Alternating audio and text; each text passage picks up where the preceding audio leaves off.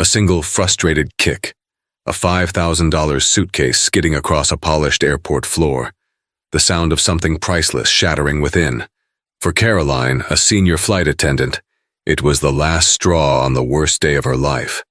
For Dr. Evelyn Reed, the brilliant CEO standing before her, it was an act of unforgivable disrespect. What followed wasn't a formal complaint or a strongly worded email. It was a single 3-minute phone call that ended a 20-year career on the spot, right there at the boarding gate. But the story doesn't end with a pink slip. It ends with a brutal lesson in karma, a twisted online campaign, and a final shocking confrontation that proves that sometimes the most devastating revenge is a second chance. Before we begin, comment where you are watching from today, and make sure to subscribe because tomorrow's story is one you don't want to miss. Now, let's get into it. The air in John F. Kennedy International Airport's Terminal 4 was a thick soup of anxiety and anticipation. The 10 a.m. Transatlantic Airways Flight 101 to London Heathrow was boarding, and the controlled chaos at Gate C-26 was reaching its peak. It was a symphony of rolling wheels, beeping scanners, and the multilingual murmur of travelers eager to begin their journey. In the priority boarding line for first class stood Dr. Evelyn Reed. To the casual observer, she was just another well-dressed traveler. Her attire was understated elegance, a tailored navy blue blazer, silk shell, and comfortable yet chic trousers. Her hair was styled in intricate micro braids that cascaded over her shoulders, each one a testament to patience and artistry. There was a quiet, powerful stillness about her, a stark contrast to the harried energy of the terminal. At 38, Evelyn was the founder and CEO of Ether Dynamics, a revolutionary climate tech firm that had, in less than a decade, become a global leader in carbon capture technology. She was on her way to London to deliver the keynote address at the World Climate Summit, an event that would cement her company's legacy. She wasn't looking at her phone or lost in thought. She was observing. She saw a young mother struggling to fold a stroller while her toddler made a break for freedom. She noticed the nervous excitement on the faces of a honeymooning couple. This was Evelyn's way. She gathered data not just from spreadsheets but from the world around her. Her success was built on seeing the details others missed. Her carry-on suitcase, a sleek, graphite-colored model from a high-end German brand, stood dutifully by her side. It was a custom piece, engineered to be the maximum possible size for an international carry-on, with reinforced compartments for her sensitive prototypes and presentation materials. It was, like her, efficient, impeccably designed, and pushed the boundaries of the rules without breaking them. Presiding over the boarding process like a queen surveying a slightly disappointing court was Caroline Finch. At 45, Caroline had been a flight attendant for over 2 decades. She had the crisp uniform, the perfectly coiffed blonde hair, and a smile that could switch from professionally pleasant to razor thin in a fraction of a second. Today, it was mostly razor thin. Caroline's day had begun with a 4 a.m. alarm, a fight with her teenage son about his grades, and a notice from her bank about a looming mortgage payment. Her car had coughed and sputtered on the Van Wyck Expressway, making her late and fraying her already raw nerves. The airline had just implemented a new, stricter carry-on baggage policy, and she was the unlucky enforcer on the front lines. For the last hour, she had been arguing with passengers about millimeters, forcing them to cram their overstuffed bags into the unforgiving metal sizer. Each confrontation felt like a personal affront, another drop of acid in her curdling mood. She had just finished a tense standoff with a businessman whose bag was clearly too wide. "Sir, the policy is the policy. You'll have to check it," she'd said, her voice tight with forced politeness. The man had muttered something under his breath about customer service being dead, but he had complied, storming off toward the check-in desk. Caroline felt a bitter sense of victory, but it was hollow. She wasn't winning. She was just fighting a losing battle against a world that felt increasingly hostile and ungrateful. She scanned the line, her eyes seeking the next problem, the next rule breaker. And then they landed on Dr. Evelyn Reed and her perfectly engineered boundary-pushing suitcase. Evelyn stepped forward, presenting her boarding pass with a polite nod. "Good morning," she said, her voice calm and measured. Caroline's eyes bypassed Evelyn's face and went straight to the suitcase. It looked big, a little too perfect, a little too confident. It represented everything that was irritating her today. Entitled people with their expensive things, thinking the rules didn't apply to them. "Good morning," Caroline replied, her tone clipped. "I'm going to need you to place your bag in the sizer." Evelyn's pleasant expression didn't falter. "Of course, though I can assure you it fits. It was custom-made to the exact specifications." The phrase custom-made was like a lit match to Caroline. Of course it was. "We'll be the judge of that. Please place it in the sizer." She gestured toward the metal cage of compliance, her arm rigid. A few people in the line behind them shuffled their feet, sensing a shift in the atmosphere. The hum of the terminal seemed to fade slightly as a small, invisible stage was set. Evelyn, ever the pragmatist, saw no point in arguing. She calmly lifted her suitcase and guided it toward the sizer. It was a snug fit. The wheels had to be angled just so, and the handle had to be perfectly flush, but it slid in. The top of the suitcase was perfectly level with the top of the metal frame. It complied, barely. "There you are," Evelyn said, her voice still even. "As I said, it fits." She went to pull it out, but the snug fit made it stick for a moment. To Caroline, who was watching with narrowed eyes, this wasn't compliance. This was a deliberate act of defiance. The bag didn't just fit, it had to be forced. It was a mockery of the rule. Her frayed patience, worn thin by the mortgage notice and the traffic and the endless stream of difficult passengers, finally snapped. "That's not fitting, that's forcing," Caroline snapped, her voice rising in volume. "It's clearly too big. You're holding up the line. Take it out. It needs to be checked." "I'm sorry, but you're mistaken," Evelyn said, her politeness now imbued with a spine of steel. She gave the bag a firm tug and it slid free. "It fits the sizer, and therefore it is compliant with the carry-on policy. I won't be checking it." She placed the suitcase back on the floor, ready to proceed to the jet bridge. But Caroline stepped directly in her path, blocking her way. Her face was flushed, her professional mask completely gone, replaced by pure, unadulterated frustration. "No. You people are all the same. You waltz in here with your fancy luggage and your first-class tickets and think you're above the rules." She spat, her voice now loud enough to turn heads from 20 feet away. "That bag is a problem, and you are not getting on this plane with it."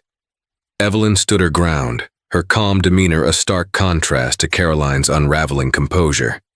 "There is no need for this kind of language. The bag is compliant. You are being unprofessional." The word unprofessional was the final spark. To Caroline, it was the ultimate insult from a woman who had no idea what her day had been like, what her life was like. In that moment, Evelyn wasn't a person. She was the embodiment of all her problems. And that's when she did it. With a sharp, angry exhalation, Caroline drew back her foot, shod in a sensible but sturdy black pump, and kicked the corner of the graphite suitcase. It wasn't a gentle nudge.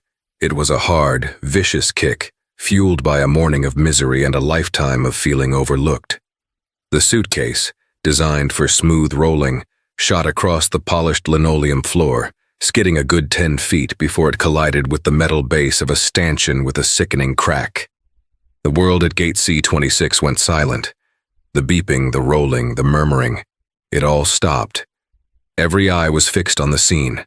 The furious flight attendant, the shockingly still CEO, and the expensive suitcase lying on its side, a visible fracture line now marring its perfect graphite shell.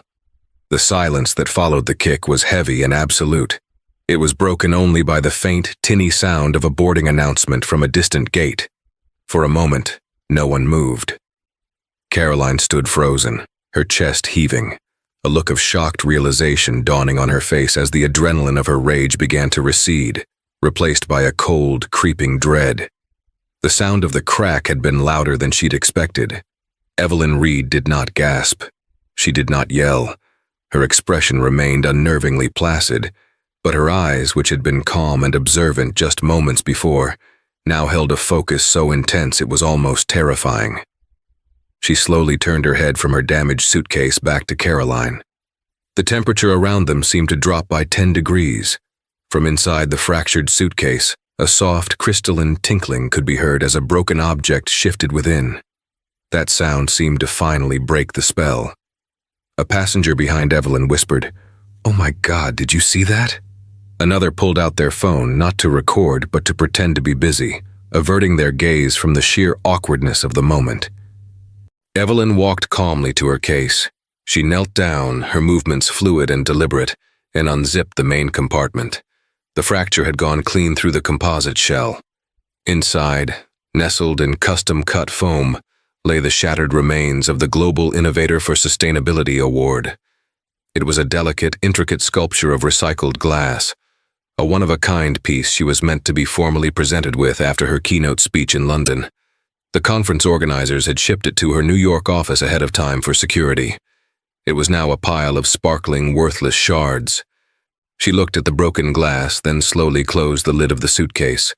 She stood up, her composure absolute. She took out her phone.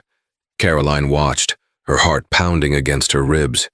She expected shouting, a demand to see a manager, a threat of a lawsuit. That she could handle. She had been trained for de-escalation.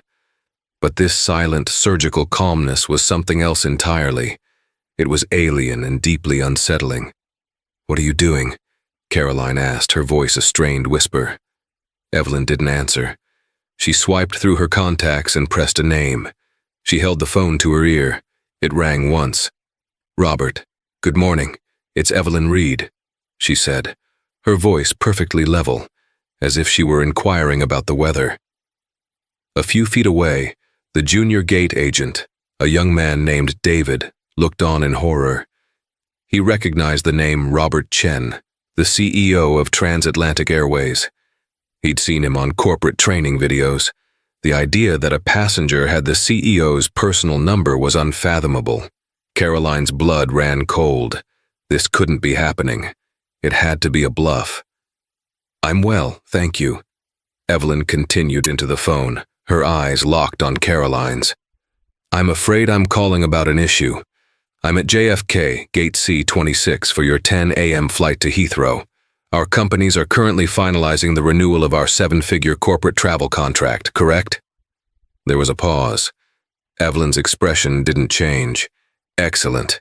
I just wanted to let you know that I am reconsidering that contract, effective immediately.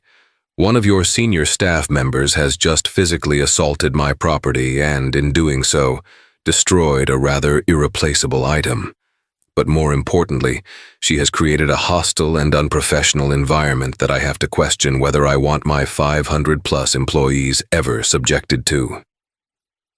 Caroline felt the floor tilt beneath her feet. 7 figures, 500 employees. She had picked a fight with the wrong person on a scale she couldn't even comprehend. This wasn't a business traveler. This was a client, a titan. "No, Robert. I don't want to speak to a manager," Evelyn said calmly. "Managers are for problems. This has now escalated to a crisis. Your brand is at stake. The incident occurred approximately 90 seconds ago. You have another 90 seconds to rectify it to my satisfaction, or I will be walking away from this gate, and my chief counsel will be in touch with yours before my car even reaches the city. The choice is yours." She lowered the phone. She didn't hang up. She simply held it by her side, the line still open to the CEO of the airline. The countdown had begun. The effect was instantaneous. A crackle came through the junior agent David's earpiece. His eyes widened. He began speaking into his wrist microphone in hushed, frantic tones. Caroline could only stare at Evelyn, her mind a maelstrom of panic and disbelief. "You can't do this," she stammered. "It was a mistake. I'm having a bad day." "A bad day does not give you the right to assault a passenger or their belongings," Evelyn replied, her voice devoid of any emotion. "You represent this airline, and the representation I just witnessed was appalling." Suddenly, a side door to the jet bridge burst open. A man in a sharp suit, the airport's head of operations for Transatlantic, came striding through. his face pale and beaded with sweat. He was followed by the flight's captain, a distinguished man with silvering temples, his expression grim. "Dr. Reed," the operations head said, his voice breathless. "I'm Mark Jennings. I am so terribly sorry. We were just informed." He had clearly been sprinted from his office. He didn't even glance at Caroline. His entire focus was on Evelyn. Evelyn simply held up her phone where the call timer read 2:47. "You have 13 seconds, Mark." Mark Jennings didn't hesitate. He turned to Caroline. The look in his eyes was not one of anger, but of cold clinical necessity. This was damage control at its most brutal. "Caroline Finch," he said, his voice loud and clear, ringing through the now silent gate area. "Your employment with Transatlantic Airways is terminated, effective immediately. Hand over your badge and your airport credentials to Captain Davies." The captain stepped forward, his hand outstretched, his face a mask of regretful duty. The world stopped for Caroline. Terminated, fired. Not in an office, not after a review, but here, on the floor, in front of dozens of passengers and her colleagues, after 22 years of service, for kicking a suitcase. Her mouth opened, but no sound came out. Her hands trembled as she fumbled with the lanyard around her neck. She unclipped her ID badge, the one with her smiling 20-something face on it from when she first started, and placed it in the captain's palm. It felt like she was handing over her entire life. "Please escort Miss Finch to HR for her exit processing," Mark said to the junior agent David, who looked like he was about to be sick. Evelyn raised her phone back to her ear. The timer read 2:59. "Robert," she said, her voice as smooth as polished stone. "Thank you. That will suffice for now. I'll expect a full written report and an apology from your board by the time I land. I trust our contract negotiations can proceed." She hung up. The entire event, from the moment she made the call to the moment Caroline's career ended, had taken less than 3 minutes. As David, the young agent, gently guided a shell-shocked Caroline toward a staff-only door, she looked back at Evelyn Reed one last time. It wasn't a look of remorse or anger. It was a look of pure, unadulterated hatred, a promise of a debt that would one day be repaid. Evelyn watched her go, her face an unreadable mask. She then turned to Mark Jennings. "Now," she said calmly, "about my damaged property and my flight to London." The transition from the public humiliation at the gate to the hushed sanctuary of the first-class cabin was jarring. For Evelyn, it was like stepping through a portal into another world. Mark Jennings had personally escorted her onto the plane, profusely apologizing every step of the way. He'd insisted on taking her damaged suitcase himself, promising it would be handled by a special team and that the airline would replace it and compensate her for the award, a task he knew was impossible. The purser, a woman named Maria who had witnessed the tail end of the incident from the aircraft door, greeted Evelyn with a look of reverential fear. "Dr. Reed, welcome aboard. Please allow me. Can I get you a glass of champagne, water, anything at all?" "Water would be lovely, thank you," Evelyn replied, her voice betraying none of the turmoil she felt. She settled into her seat, 1A, a private suite with a closing door. As the cabin crew bustled around, attending to other passengers with forced, brittle smiles, Evelyn could feel the whispers. The story had already spread through the plane like wildfire. She was the CEO who got a flight attendant fired. To some, she was a hero of customer service. To others, she was a heartless corporate monster. She knew how the optics looked. A powerful, wealthy black woman in first class ending the career of a working-class white woman over a piece of luggage. It was a narrative ripe for misinterpretation, and she knew, with a sinking feeling, that the full context, the aggression, the vitriol, the kick, would be the first casualty of the retelling. As the plane taxied and took off, soaring above the clouds into the brilliant blue sky, Evelyn couldn't shake the image of Caroline Finch's face. The hatred in her eyes had been primal. Evelyn was a problem solver by nature. She dealt with complex equations, market fluctuations, and engineering challenges. Human volatility was a variable she preferred to avoid. Had she done the right thing? Professionally, yes. Caroline's behavior was a liability. It was aggressive, unstable, and a clear violation of company policy. Allowing it to stand would have been an endorsement of terrible service, not just for herself, but for any future passenger who didn't have the leverage to make a 3-minute phone call to the CEO.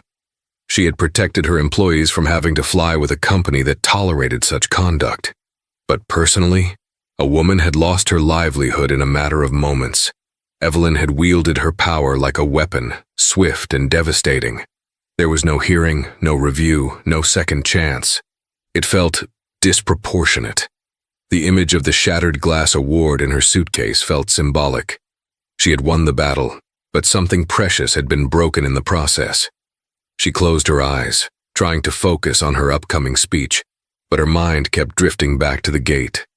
She had built her company, Ether Dynamics, on a foundation of ethical principles and second chances. They ran programs to hire and retrain former convicts. They invested in community outreach and education. She championed the idea that people were more than their worst mistakes. And yet, she had just acted as judge, jury, and executioner. The 7-hour flight passed in a blur. Evelyn barely touched her gourmet meal and politely declined the wine pairing. She stared out the window at the endless expanse of clouds, feeling an isolating sense of unease. The ghost of Caroline Finch sat in the empty seat beside her. Upon landing at Heathrow, she was met at the jet bridge by another team of airline executives, including the senior vice president of European operations. The apologies continued. A car was waiting. Her hotel suite had been upgraded. Flowers had been sent. The corporate machine was working overtime to appease her, but it all felt hollow. 3 days later, after a successful keynote speech where she spoke passionately about building a more sustainable and compassionate future, she returned to New York. In her office, 2 things were waiting for her. The first was a formal, groveling letter of apology from the Transatlantic Airways Board. The second was a brand new, top-of-the-line suitcase, identical to her old one, with a check inside for $25,000. A laughably arbitrary number meant to cover the value of her custom award. She told her assistant to donate the money to a local food bank. She put the new suitcase in a storage closet. She didn't want it. Every time she looked at it, she would be reminded of the crack, the shattered glass, and the hatred in a stranger's eyes. She tried to put the incident behind her, to bury it under the weight of work and responsibility. But she couldn't shake the feeling that this story wasn't over. It was just the end of the first chapter. A year went by. Ether Dynamics thrived, launching a groundbreaking new carbon capture facility in Iceland. Evelyn Reed's profile rose, with features in Forbes and Time magazine celebrating her as a visionary leader. The incident at JFK faded into a distant, unpleasant memory, a minor footnote in a life of major achievements. For Caroline Finch, that year was a descent into hell. Being fired so publicly had made her radioactive in the airline industry. No major carrier would touch her. The union had tried to fight for her, but when eyewitness accounts from other passengers and the junior gate agent all confirmed that she had physically kicked a passenger's bag in an unprovoked fit of anger, their case collapsed. She was on her own. Her savings dwindled. The mortgage payments she had been stressing over became impossible to meet. The bank foreclosed on her modest suburban home. Her son, resentful and angry, went to live with his father. Within 6 months, Caroline had lost her career, her house, and her family. She was 46 years old, working double shifts as a waitress in a drab, greasy spoon diner in Queens, earning minimum wage plus whatever meager tips she could gather. The shame and humiliation curdled into a thick, toxic bitterness. In her mind, the events had been rewritten. The kick was no longer a moment of inexcusable aggression. It was a small nudge, a tap, an accident. Evelyn Reed was no longer a calm passenger defending her rights. She was a cruel, arrogant billionaire who had used her immense power to crush a working woman for sport. Caroline became the victim, the martyr. It was during a late-night shift, scrolling through social media on her cracked phone, that the idea took root. She saw stories of online fundraising for people who had suffered injustice. She saw how narratives could be shaped, how public opinion could be mobilized with a well-told emotional story. She created a new online identity. She couldn't use her real name, so she became Kathy Peterson. She chose a softer, more sympathetic-sounding name. She found a generic-looking stock photo of a woman who looked kind and slightly weary. And then she began to write. She started a blog called The Forgotten Worker and a corresponding GoFundMe page titled Help Kathy Rebuild Her Life. Her first post was a masterpiece of manipulative storytelling. 1 year ago today, my life was destroyed by a 1% CEO. In painstaking, fictionalized detail, she described a 22-year unblemished career filled with smiling passengers and medical emergencies where she had supposedly saved lives. She painted a picture of herself as a dedicated single mother working tirelessly to make ends meet. Then she described the incident at JFK. She wrote that Dr. Evelyn Reed, whom she named explicitly, knowing it would add a jolt of reality and draw more attention, had arrived late, demanding special treatment. She claimed the suitcase was egregiously oversized and a safety hazard. She wrote that she had politely asked Evelyn to check the bag, and Evelyn had flown into a rage, screaming at her, calling her names. In Caroline's version, she had merely gestured towards the bag with her foot to move it aside, and it had accidentally tipped over. The phone call to the CEO was portrayed as a cold, calculated act of corporate violence. In 3 minutes, she wrote, this powerful woman who probably makes more in an hour than I made in a year snapped her fingers and erased my entire existence. I was frog-marched out of the airport like a criminal, all because I tried to enforce a simple safety rule. Where is the justice for the little guy? Who stands up for us when the corporate elites decide we are disposable? The story was potent. It tapped into a very real and very raw vein of public anger about income inequality and corporate power. It was the working-class hero versus the out-of-touch, private jet-flying CEO. The post went viral. It was picked up by a few fringe blogs, then by a popular populist podcaster. Soon, #Justice for Kathy was trending on Twitter. The GoFundMe page exploded. Donations poured in. $10 from a truck driver in Ohio, $20 from a teacher in California, $5 from a student in the UK. People shared her story with comments like, "This is what's wrong with our country," and "disgusting. Boycott Ether Dynamics and Transatlantic Airways." Caroline, now Kathy the Courageous to her online followers, watched the numbers climb. $10,000, then $50,000, then past $100,000. It was more money than she had ever seen in her life. But it wasn't just about the money. It was the validation. Thousands of people believed her. They saw her as a hero. The intoxicating rush of public sympathy was more addictive than any drug. The narrative she had created began to feel real, more real than the actual memory of her own rage at Gate C-26. She started giving anonymous interviews to friendly bloggers, embellishing the story further with each telling. Evelyn became more villainous. The kick became softer, her own situation more tragic. Back at the gleaming headquarters of Ether Dynamics, the communications team started to notice. The social media mentions of Evelyn Reed's name, usually associated with climate innovation and leadership, were now being flooded with vitriol. Threats and hateful comments appeared on her official accounts.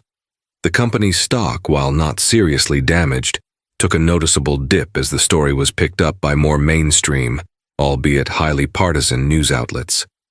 Evelyn was briefed by her head of communications, a sharp woman named Lena. "We have a problem," Lena said, showing Evelyn the blog posts, the trending hashtags, the vile comments. "It's a complete fabrication, but it's effective. This Kathy Peterson is painting you as a monster." Evelyn read the blog post, her face impassive. She saw the twisted version of events, the lies woven so seamlessly with threads of truth. She wasn't angry. She was fascinated by the sheer power of a narrative to reshape reality. "What do you suggest?" Evelyn asked. "Legal action. A cease and desist for defamation. We can get the blog and the GoFundMe taken down. We issue a strong public statement setting the record straight. We control the narrative. Lena said, her voice full of conviction. Evelyn stared at the screen, at the picture of the fake Kathy. She thought for a long moment. A legal battle would be messy and public. It would involve dragging witnesses back into the spotlight. It would mean fighting on her opponent's chosen battlefield, the court of public opinion. No, Evelyn said finally, a decision forming in her mind. Not yet. A public fight will only feed the fire and make her look more like a victim. I want to know who she is. I want to know everything. Find the real person behind Kathy Peterson. Find Caroline Finch. She wasn't interested in a public relations war. She was interested in the truth, and she had a feeling that the truth in its entirety would be far more powerful than any press release. The Ether Dynamics corporate security team was not your average group of retired cops. It was a discreet and highly efficient unit of former intelligence analysts and digital forensics experts. Finding the real person behind Kathy Peterson was not a challenge. It was a routine exercise. Within 48 hours, Evelyn had a complete dossier on her desk. It detailed Caroline Finch's life post-termination, the foreclosure, the job at the Starlight Diner in Queens, the estranged family. It also included forensic data linking the Kathy Peterson accounts directly to an IP address that geolocated to a small, run-down apartment above a laundromat, Caroline's current residence.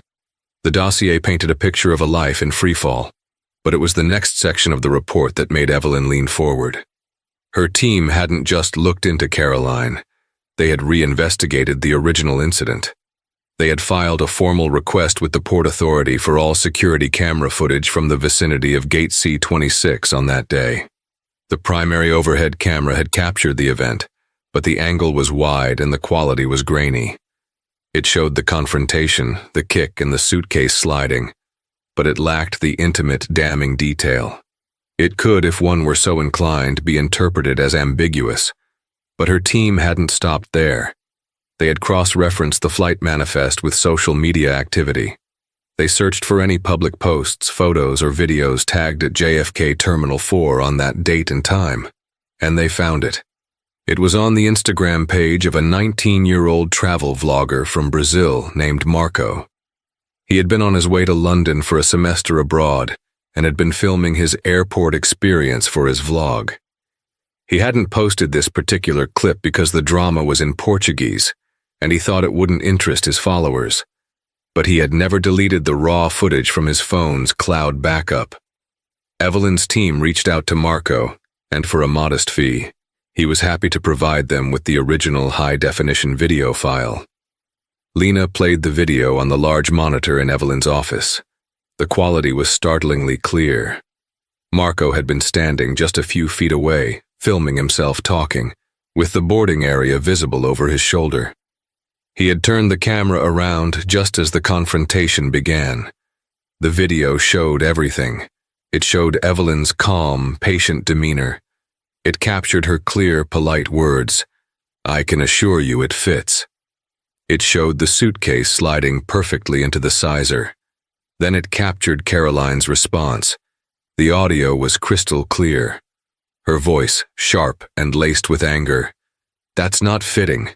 That's forcing. It's clearly too big." The video captured her stepping in front of Evelyn, her body language aggressive. It caught every word of her tirade. "You people are all the same. You waltz in here with your fancy luggage." And then, it showed the kick. In high-definition, slow-motion clarity, the video showed Caroline drawing her foot back and striking the suitcase with undeniable force and intent. It was not a nudge. It was not a tap. It was a violent, angry act. The sound of the impact, the skid across the floor, the loud crack as it hit the stanchion. It was all there. The horrified gasps of the surrounding passengers were audible. The video was a silver bullet.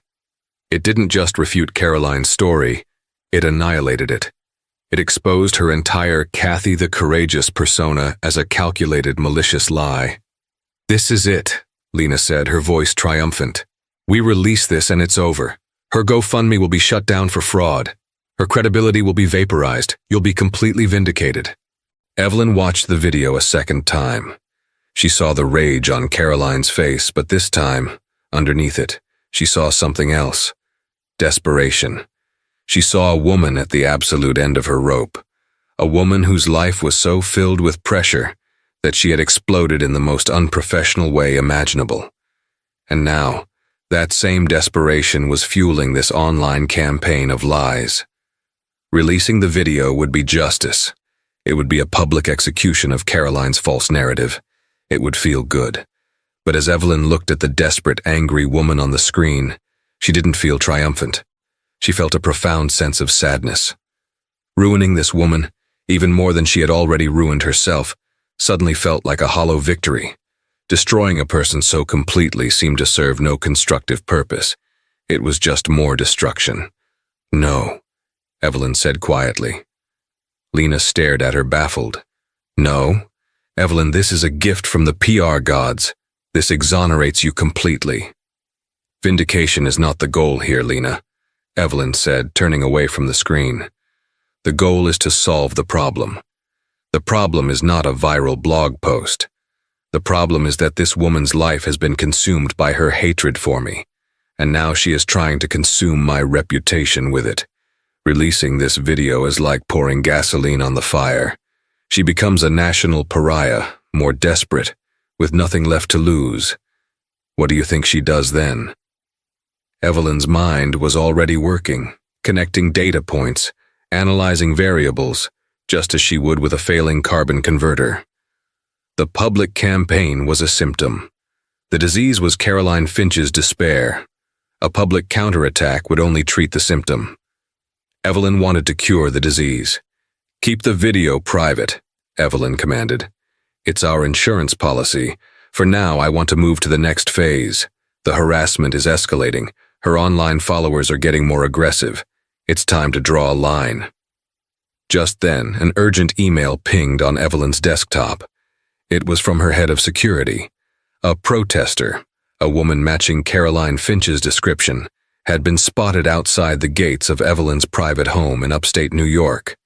She was holding a handmade sign that read, "Evelyn Reed destroys working families." The campaign was no longer just online. It had just crossed over into the real world. Caroline Finch had brought the war to her doorstep. Evelyn looked at Lena, her expression hardening. "All right, the strategy just changed. She's escalated, so will we. But we're still gonna do it my way." The Starlight Diner was a relic of a bygone era, a long, narrow railcar-style establishment with cracked red vinyl booths and a formica countertop worn smooth by decades of weary elbows. The air hung thick with the smell of stale coffee and hot grease. It was the last place on earth anyone would expect to see a CEO worth hundreds of millions of dollars. But at 2 p.m. on a Tuesday, during the quiet lull between the lunch and dinner rushes, Evelyn Reed pushed open the heavy glass door and stepped inside. She was dressed down in dark jeans, a simple cashmere sweater, and a baseball cap pulled low, but her innate aura of poise and confidence was unmistakable. She slid into a booth at the far end of the diner, the one with a clear view of the entire counter. There were only 2 other people in the diner, a grizzled old man nursing a cup of coffee and the waitress behind the counter. It was Caroline Finch. She looked older than she had a year ago. The diner's harsh fluorescent lights were unkind, highlighting the dark circles under her eyes and the new lines of stress etched around her mouth. Her blonde hair was pulled back in a simple, functional ponytail. The crisp, authoritative uniform of a senior flight attendant had been replaced by a cheap, pale blue polyester dress, stained with a fresh splash of ketchup near the hem. She was wiping down the counter with a damp cloth, her movements slow and tired. She hadn't noticed Evelyn yet. Evelyn sat and waited. She needed to understand the environment, to see the reality of the woman who had become her online tormentor. This diner, this drudgery, this was the crucible in which the Kathy the Courageous narrative had been forged. After a few minutes, Caroline finally saw her. She picked up a menu and a glass of water and walked over, her face set in a look of professional weariness. "What can I get for you?" she asked, her voice flat and monotone as she placed the menu on the table. She didn't look Evelyn in the face. "I'll just have a coffee, thank you," Evelyn said. At the sound of her voice, Caroline froze. It was a voice she had replayed in her nightmares 1,000 times. Calm, controlled, and dripping with power. Her head snapped up. Her eyes met Evelyn's. Recognition dawned, followed by a wave of pure, unadulterated shock. Caroline's face went white. The glass of water slipped from her trembling hand, shattering on the tiled floor and splashing water and ice across Evelyn's shoes. "You," Caroline breathed, her voice a strangled whisper. "What are you doing here?" The old man at the counter looked over, annoyed by the commotion. "We need to talk, Caroline," Evelyn said, her voice quiet but firm. She didn't flinch at the spilled water.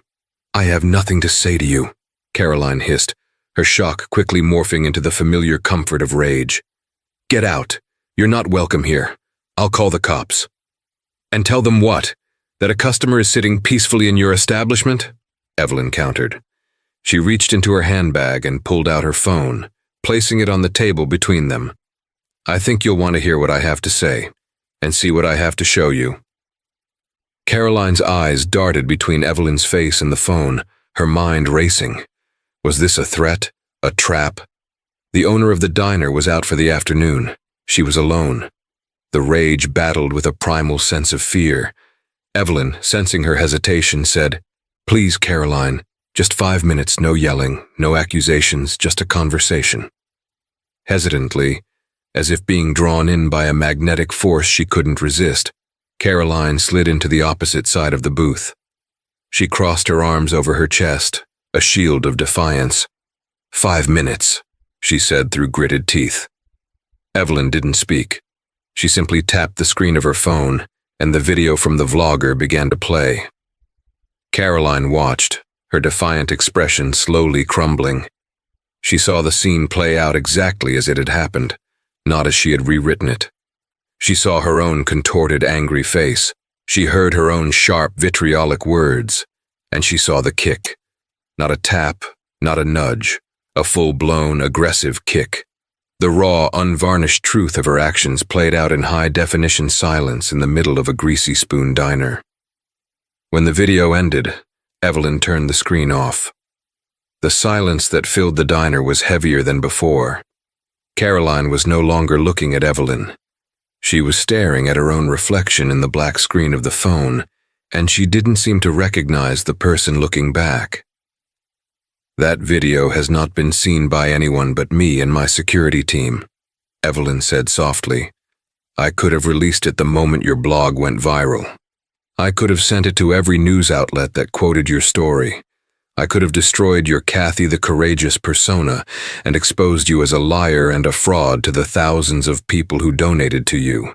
I could have had you charged with wire fraud. I could have done all of that." Caroline finally looked up, her eyes swimming with a confusing mix of fear and shame. "Why didn't you?" she whispered. "Because that wasn't the point," Evelyn replied. "The point is that you made a terrible mistake a year ago.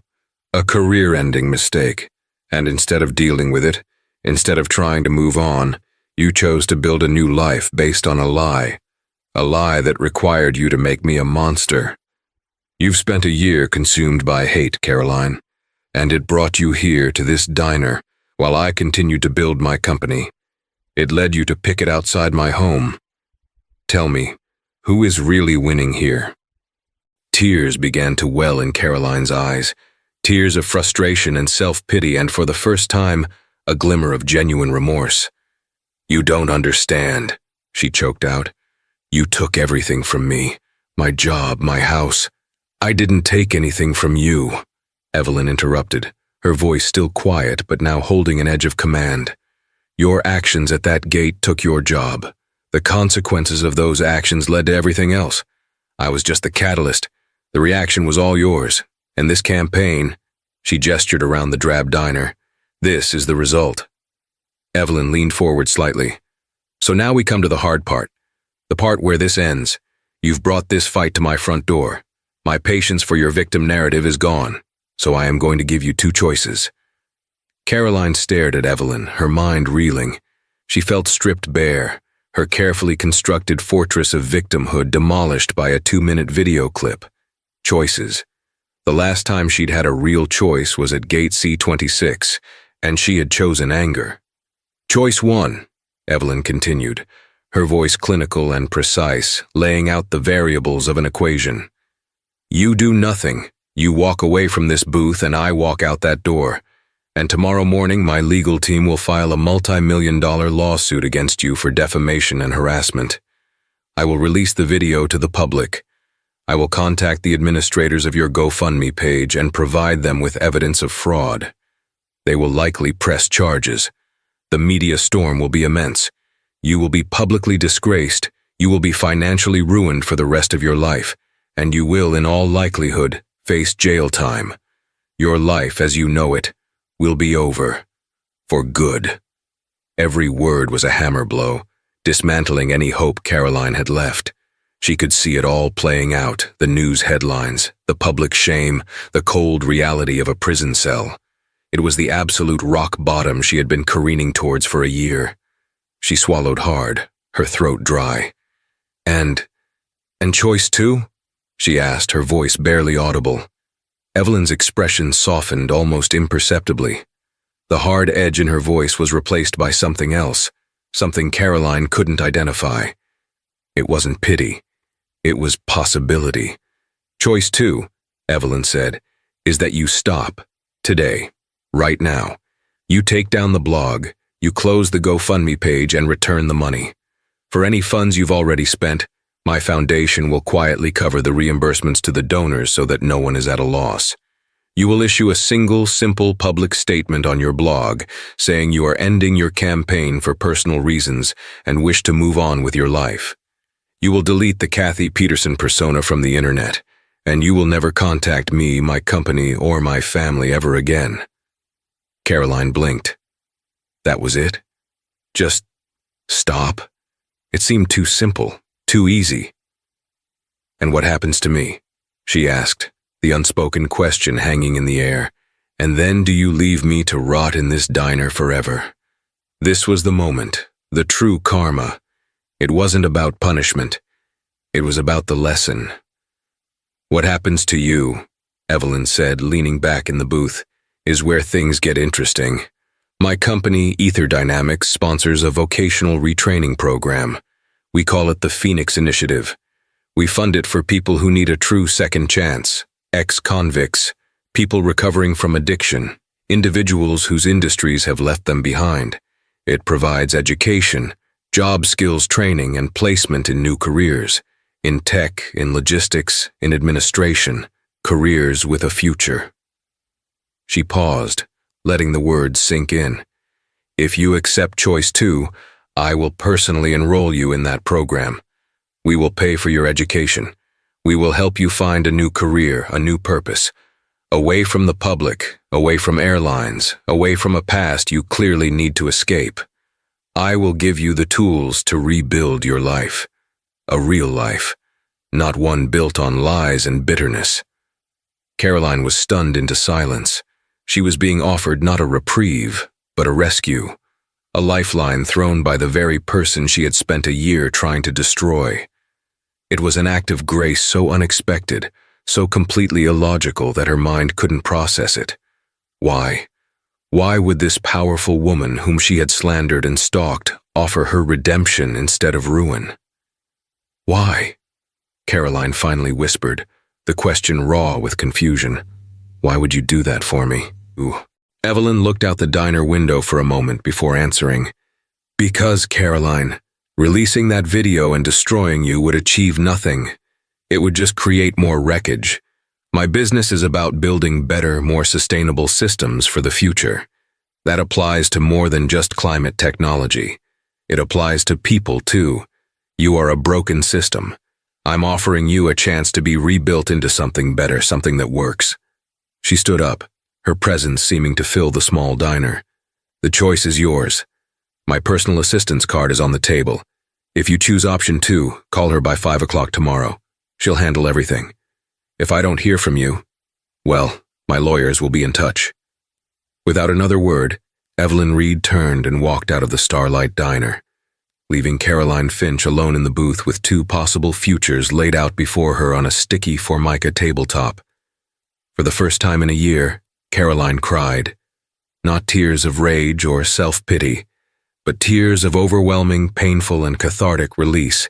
The hard karma hadn't been the foreclosure, the loneliness, or the greasy diner. The hard karma was this: being forced to look at the ugliness of her own hatred in the mirror, and then having the person she hated most offer her a way out. It was the crushing weight of an undeserved second chance. The next day, at 4:59 p.m., Caroline Finch made a phone call. The Forgotten Worker blog disappeared from the internet, and the story of Kathy the Courageous vanished, as if it had never been. A new, much harder, and much more hopeful story was about to begin. So what is real karma? Is it the simple, satisfying punishment we see in movies, where the villain gets their just desserts? Or is it something more complex, more profound? The story of Evelyn Reed and Caroline Finch suggests that true karma isn't just about consequences, it's about confrontation. It's the unavoidable moment when you are forced to face the person you have become. For Caroline, the ultimate reckoning wasn't losing her job. It was being offered a hand up by the very person she tried to pull down. It was a lesson not in retribution, but in the crushing, transformative power of unexpected grace. If this story of high-stakes drama, brutal consequences, and the complicated nature of justice resonated with you, show your support by hitting that like button. Share this video with a friend who appreciates a story that makes you think. And most importantly, subscribe to the channel and ring that notification bell, so you won't miss our next dive into stories where life is stranger and more meaningful than fiction.